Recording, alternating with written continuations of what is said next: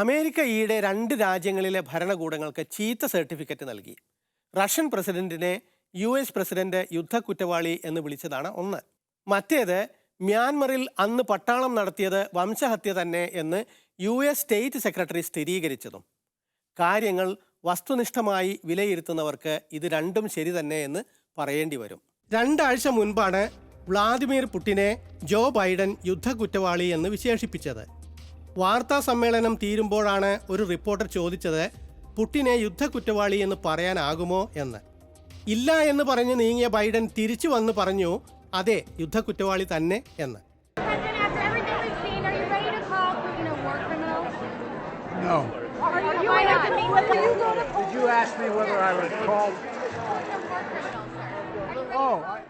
President മാത്രമല്ല, American സെനറ്റും കക്ഷിഭേദമില്ലാതെ പ്രഖ്യാപിച്ചത് Putin യുദ്ധക്കുറ്റവാളി തന്നെ എന്ന് തന്നെ. സിവിലിയന്മാരെ കൊന്നും ആശുപത്രിയും സ്കൂളും തകർത്തും പുടിൻ്റെ സൈന്യം ചെയ്തത് യുദ്ധക്കുറ്റമാണ്. മറ്റൊരു സന്ദർഭത്തിൽ പുടിൻ്റെ പേര് പറയാതെ ബൈഡൻ അദ്ദേഹത്തെ കൊലയാളി, സ്വേച്ഛാധിപതി, തനി തെമ്മാടി എന്നും വിളിച്ചു. Aimed at Russian President Vladimir Putin. Standing together against a murderous dictator, a pure thug who... The comments followed Joe Biden describing Putin as a war criminal publicly for the first time. I think he is a war criminal. യുദ്ധക്കുറ്റങ്ങൾക്ക് അന്താരാഷ്ട്ര കോടതിയിൽ കേസെടുക്കാം. പക്ഷേ ഒരു പ്രശ്നം, റഷ്യയോ America തന്നെയുമോ ICC എന്ന ലോക കോടതിയിൽ അംഗമായിട്ടില്ല. യുദ്ധക്കുറ്റത്തിൻ്റെ കാര്യത്തിൽ രണ്ടും കുറ്റമുക്തരല്ലല്ലോ. യുദ്ധക്കുറ്റം ഞങ്ങൾ തീരുമാനിക്കും എന്ന നയം എത്രത്തോളം ന്യായമാകും? The White House says President Biden was, quote, speaking from the heart about Vladimir Putin's barbaric actions when he made that declaration. It came after weeks of the White House carefully skirting the term war criminal as the State Department investigates. എങ്കിലും ലഭ്യമായ വിവരം വെച്ച് പുടിനെ യുദ്ധക്കുറ്റങ്ങൾക്ക് വിചാരണ ചെയ്യാൻ വകുപ്പുണ്ട്. സിവിലിയന്മാർക്കെതിരായി Russian സൈന്യം നടത്തിയ അതിക്രമങ്ങൾ വ്യക്തമാണ്, പ്രത്യേകിച്ച് കിയേവ്, ഖാർക്കീവ്, മരിയുപോൾ എന്നീ നഗരങ്ങളിൽ. Number 1, killing civilians.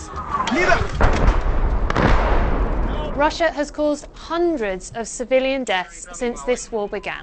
In order to consider it a war crime, we'd need proof that Putin's forces meant to target them. But even if it's not deliberate, killing civilians can break international law in other ways. And leaders have also accused Russia of using a banned weapon called cluster bombs. And the Ukrainian authorities and the British government say Moscow has admitted to using vacuum bombs too. If that were true, it would potentially be a war crime. മ്യാൻമറിൽ 2017 നടന്ന റോഹിംഗ്യ വംശഹത്യക്കും തെളിവുണ്ട് എന്ന് US വിദേശകാര്യ secretary Antony Blinken കഴിഞ്ഞ ദിവസം വ്യക്തമാക്കി. Beyond the Holocaust, the United States has concluded that genocide was committed 7 times. Today marks the 8th, as I have determined that members of the Burmese military committed genocide. മ്യാൻമറിലേത് വംശഹത്യയാണെന്ന് പലർക്കും മുൻപേ വ്യക്തമായതാണ്.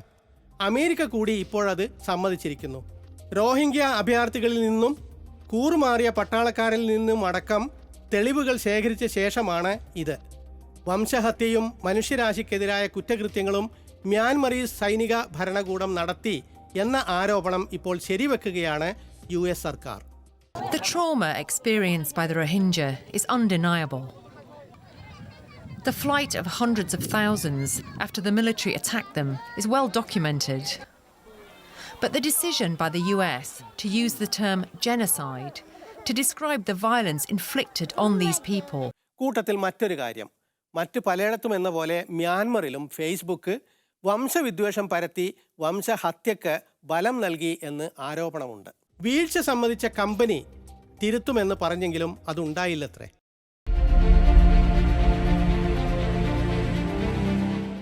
ഏതായാലും America യുദ്ധക്കുറ്റത്തെയും വംശഹത്യയെയും അങ്ങനെ തന്നെ വിളിക്കാൻ തയ്യാറായിരിക്കുന്നു. കുറ്റങ്ങളെ കുറ്റങ്ങളായി കാണുക എന്നത് ലോകത്ത് നീതി വീണ്ടെടുക്കാൻ ആവശ്യമാണ്. അങ്ങനെ വരുമ്പോൾ അമേരിക്കയുടെ സ്വന്തം ചെയ്തികളെപ്പറ്റിയും അന്വേഷണം വേണ്ടതുണ്ട്. സിവിലിയന്മാരെ കൊല്ലുക എന്ന യുദ്ധക്കുറ്റം അമേരിക്കയും ചെയ്തിട്ടുണ്ട്. അണുബോംബ് ഇറാഖിനെയും അഫ്ഗാനിസ്ഥാനെയും നശിപ്പിച്ച് ദശലക്ഷങ്ങളെ മരണത്തിലെറിഞ്ഞത് പൈശാചികമായ പീഡന മുറകൾ തുടങ്ങി പലതും. It lied and claimed that Iraq had weapons of mass destruction. It didn't. The US invaded anyway, resulting in the death of more than 1 million Iraqis in the ensuing invasion, insurgencies, and civil wars. ഐക്യരാഷ്ട്രസഭയെ വരെ തെറ്റിദ്ധരിപ്പിച്ചുകൊണ്ട് യുഎസിന്റെ ബുഷും ബ്രിട്ടന്റെ Tony ബ്ലെയറും ചെയ്ത ക്രൂരതകൾ. The Afghan people, we make this commitment. The conflict will not be the end. We will not walk away. Thanks to our military and our allies and the brave fighters of Afghanistan, the Taliban regime is coming to an end. We've destroyed an enormous amount of the military infrastructure of the Taliban. The days of the Taliban are over. Yes, the Taliban have got time, but their game of waiting is a game that will not succeed. These Afghans searched for dead bodies after a US airstrike hit a wedding party. 35 civilians were killed and 38 injured. The bride is among the injured. നുണകളുടെ ഘോഷയാത്ര, ക്രൂരതകളുടെയും എല്ലാം കഴിഞ്ഞ് കാബൂൾ വിട്ട അന്ന് പോലും American drone വിമാനം ഒരു കുടുംബത്തെ ബോംബിട്ട് കൊന്നു, 7 കുട്ടികളെ അടക്കം. ഭീകരരെയാണ് കൊന്നത് എന്ന് ആദ്യം പറഞ്ഞെങ്കിലും തെറ്റ് പറ്റിയതാണെന്ന് പിന്നീട് സമ്മതിച്ചു. On 10 Afghan civilians, including 7 children. These are images of those who were killed in the strike, according to the New York Times and the Independent. The adults were Zamari Ahmadi, his cousin Nasser, and his 20-year-old son Zamir. Ahmadi's younger sons were also killed, Faisal and Farzad. New York times സ്വന്തമായി അന്വേഷിച്ച് തെളിവ് നിരത്തിയ ശേഷമാണ് America തെറ്റ് സമ്മതിച്ചത്. എന്നിട്ടോ ആർക്കും ശിക്ഷയില്ല. തെറ്റ് പറ്റിപ്പോയതാണത്രേ. പക്ഷെ കണക്കുകൾ പറയുന്നു, കഴിഞ്ഞ പതിറ്റാണ്ടിൽ മാത്രം 4 രാജ്യങ്ങളിലായി അമേരിക്ക 2200 സിവിലിയന്മാരെയും 454 കുട്ടികളെയും കൊന്നു. കള്ളം പറഞ്ഞ് ഇറാഖിൽ ചെയ്തത് അത്രയും യുദ്ധക്കുറ്റമല്ലേ? അമേരിക്ക അഫ്ഗാനിസ്ഥാനിൽ ചെയ്തതും ഒരു തരത്തിൽ വംശഹത്യ തന്നെയല്ലേ? സ്വന്തം കുറ്റങ്ങളെപ്പറ്റി പറയാതെയാണ് അമേരിക്ക മറ്റുള്ളവരെ പഴിക്കുന്നത്. ഏറ്റവും കൂടുതൽ സിവിലിയന്മാരെ കൊന്ന രാജ്യങ്ങളിൽ അമേരിക്കയുണ്ട്. ഇപ്പോൾ പോലും അഫ്ഗാനിസ്ഥാനോട് ചെയ്യുന്നത് എന്താണ്? ആ നാട്ടിനെ പാടെ തകർത്ത് താലിബാനെ ഏൽപ്പിച്ച ശേഷം അമേരിക്ക അഫ്ഗാന്റെ പണം കൊള്ളയടിക്കുന്നു. അന്നാട്ടുകാരെ പട്ടിണിക്കിട്ട് കൊല്ലുന്നത് വംശഹത്യയല്ലേ? ഉപരോധം എന്ന പേരിൽ അഫ്ഗാന്റെ പണം പിടിച്ചു വെച്ചിട്ട് അതിലൊരു ഭാഗം ഭീകരതയ്ക്കിരയായ അമേരിക്കക്കാർക്ക് കൊടുക്കുന്നു.